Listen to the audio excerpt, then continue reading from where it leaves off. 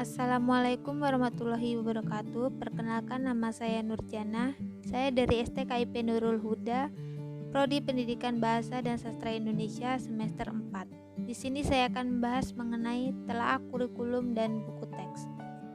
Kurikulum adalah seperangkat rencana dan pengaturan tentang kompetensi dan hasil belajar yang harus dicapai siswa, dan memiliki arti luas, yaitu semua pengalaman belajar yang dirancang untuk mencapai suatu tujuan.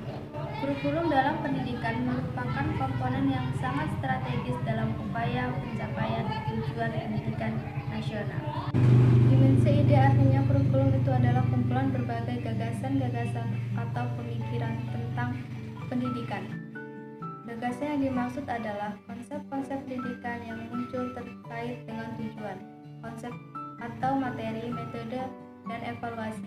Dimensi dokumen atau rencana tertulis artinya kurikulum itu merupakan sebuah dokumen tertulis yang isinya terkait dengan rumusan tujuan-tujuan, kumpulan materi-materi yang akan diajarkan, metode atau pendekatan yang akan digunakan, dan evaluasi yang akan dilaksanakan dalam kegiatan belajar. Menurut para ahli pendidikan, kurikulum dapat dilihat dari 4 aspek dimensi. Kurikulum tersebut bisa dilihat dari berbagai dimensi. Ada 4 dimensi. 1. Kurikulum sebagai suatu ide. 2. Kurikulum sebagai suatu rencana tertulis yang sebenarnya merupakan perwujudan dari kurikulum sebagai suatu ide. 3. Kurikulum sebagai suatu kegiatan yang sering pula disebut dengan istilah kurikulum sebagai suatu realita atau implementasi kurikulum.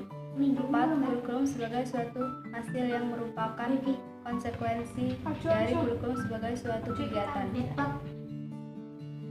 Adapun komponen tujuan pendapat para ahli tentang pentingnya rumusan tujuan dari suatu kurikulum. 1.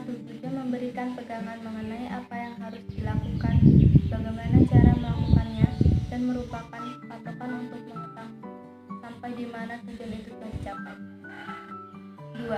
Tujuan memegang peranan sangat penting, akan mewarnai komponen-komponen lainnya dan akan mengarahkan semua kegiatan mengajar.